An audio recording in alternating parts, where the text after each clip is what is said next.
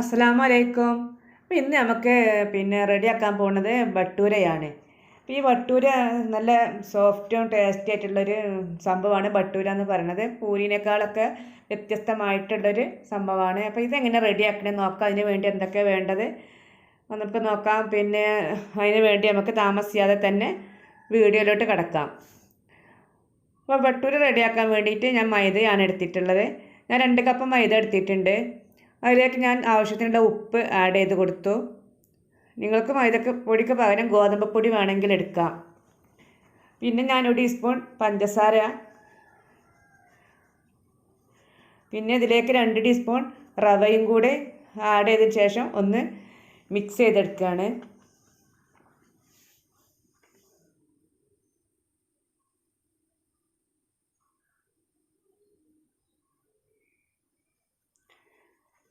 ഞാനൊന്ന് മിക്സ് ചെയ്തെടുക്കുന്നുണ്ട്. പിന്നെ ഇതിലേക്ക് ഞാൻ ഒരു 1/2 ടീസ്പൂൺ ബേക്കിംഗ് പൗഡറും കൂടെ ചേർത്തിയിട്ടുണ്ട്. നല്ലൊന്ന് മിക്സ് ചെയ്തതിന് ശേഷം ഇതിലേക്ക് 2 ടീസ്പൂൺ തൈരും കൂടെ ചേർത്തി കൊടുക്കുന്നുണ്ട്. 2 ടീസ്പൂൺ തൈരാണ്. അപ്പോൾ തൈരൊക്കെ ചേർത്തുന്നതുകൊണ്ട് തന്നെ ഇത് ബട്ടൂരയ്ക്ക് നല്ല സോഫ്റ്റ് ആയിരിക്കും. ഒന്ന് മിക്സ് ചെയ്തിട്ട് ആവശ്യത്തിന് വെള്ളമൊക്കെ ചേർത്തിട്ട് നല്ല ഒന്ന് കുഴച്ചെടുക്കാം.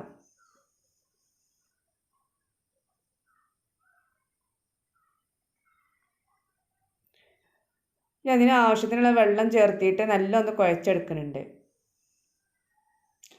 വെള്ളം കൂടി പോവാതെ ശ്രദ്ധിക്കുക.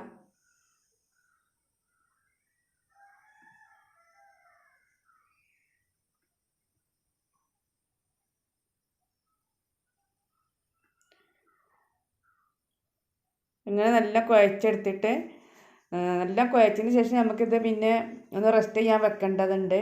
അപ്പോൾ നമ്മൾ തയ്യാറാക്കുന്നതിൻ്റെ 1 മണിക്കൂർ മുമ്പ് തന്നെ ഒക്കെ ഇത് കുഴച്ചെടുക്കുക.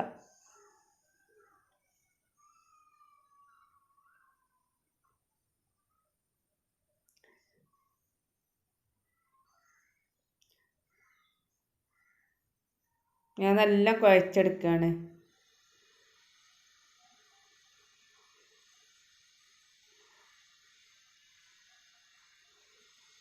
ഞാൻ നല്ല കുഴച്ചെടുത്തിട്ടുണ്ട്. നല്ല കുഴഞ്ഞതിന് ശേഷം ഇതൊന്ന് അടച്ച് വെച്ചിട്ട് 1 മണിക്കൂർ റെസ്റ്റ് ചെയ്യാൻ വേണ്ടി വെക്കാം.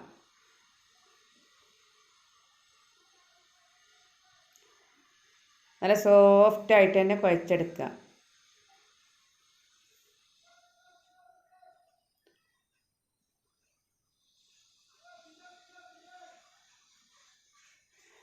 ഇതൊന്ന് അടച്ച് വെക്കുന്നുണ്ട്.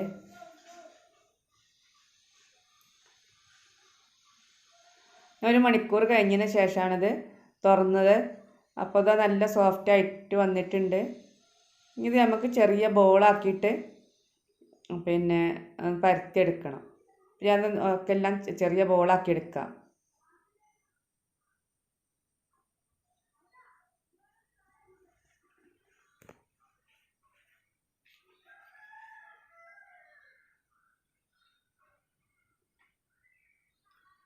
ഇതൊന്ന് മുഴുവനായിട്ട് ചെറിയ ബോളാക്കി എടുത്തു.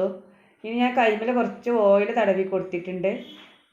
പൊടിയൊന്നും ഇടേണ്ട ആവശ്യമില്ല പരത്താൻ. ഇത് ഇനി ചപ്പാത്തിനെ പോലെ തന്നെ നല്ല റൗണ്ട് ഷേപ്പ് ആകണമെന്നൊന്നുമില്ല. ഇതിങ്ങനെ പരത്തി കൊടുത്താൽ മതി.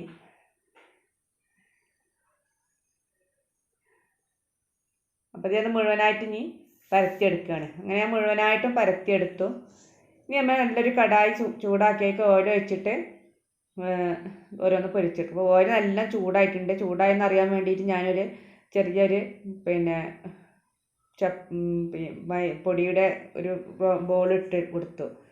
നമ്മൾ ചൂടായിട്ടുണ്ടെങ്കിൽ അത് പെട്ടെന്ന് തന്നെ എണ്ണയിൽ നിന്ന് പൊന്തി വരും. അപ്പോൾ ബട്ടൂരൊക്കെ നല്ല പൊള്ളിച്ച് വന്നിട്ടുണ്ട്. അപ്പോൾ ഈ ഓയിൽ കുറച്ചിങ്ങനെ ഇതിൻ്റെ മേലൊക്കെ ഒന്ന് ഇങ്ങനെ ആക്കി കൊടുത്താൽ വേഗം പൊള്ളിച്ച് കിട്ടും.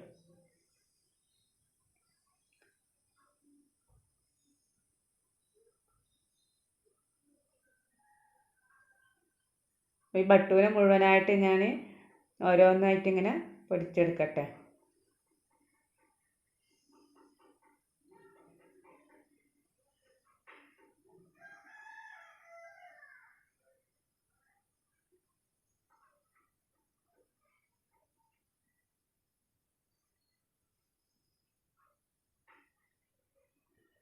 അതിങ്ങനെ ഓരോന്നായിട്ട് ഇങ്ങനെ പൊരിച്ചെടുക്കുകയാണ്. പിന്നെ ഇതിങ്ങനെ നല്ല കഴിക്കാനൊക്കെ ഒരു സോഫ്റ്റും ടേസ്റ്റി ആയിട്ടുള്ളൊരു സംഭവമാണ്. ഇത് മുഴുവനായിട്ട് പൊരിച്ചെടുത്തപ്പോൾ നമ്മുടെ ഭട്ടൂര ഇവിടെ റെഡി ആയിട്ടുണ്ട്. ഇതുപോലെ എല്ലാവരും ഒന്ന് ഉണ്ടാക്കി നോക്കുക, അഭിപ്രായം അറിയിക്കുക. നിങ്ങൾക്ക് ഈ വീഡിയോ ഇഷ്ടപ്പെട്ടാൽ ലൈക്ക് ചെയ്യുക, ഷെയർ ചെയ്യുക, കമൻറ്റ് ചെയ്യുക. നിങ്ങളുടെ ഫാമിലിക്കും ഫ്രണ്ട്സുകൾക്കും ഒക്കെ ഒന്ന് ഷെയർ ചെയ്ത് കൊടുക്കുക. അപ്പോൾ നിങ്ങൾ എൻ്റെ ചാനൽ സബ്സ്ക്രൈബ് ചെയ്തിട്ടില്ലെങ്കിൽ ഒന്ന് സബ്സ്ക്രൈബ് ചെയ്യുക. എൻ്റെ തൊട്ടടുത്തൊരു ബെല്ലേക്കും കാണും, അതും കൂടി ഒന്ന് പ്രസ് ചെയ്യുക. അപ്പോൾ നിങ്ങൾക്ക് എല്ലാ വീഡിയോസും മിസ്സാവാതെ കിട്ടുന്നതാണ്. അപ്പോൾ അതുപോലെ കറിയുടെ കൂടെയൊക്കെ കഴിക്കാൻ നല്ല ടേസ്റ്റാണ്. കറി ഇല്ലെങ്കിലും നല്ല ടേസ്റ്റാണ് അത് കഴിക്കാൻ. അപ്പം ഇനി നമുക്ക് വേറൊരു വീഡിയോയിൽ കാണാം. അസ്സലാമു അലൈക്കും.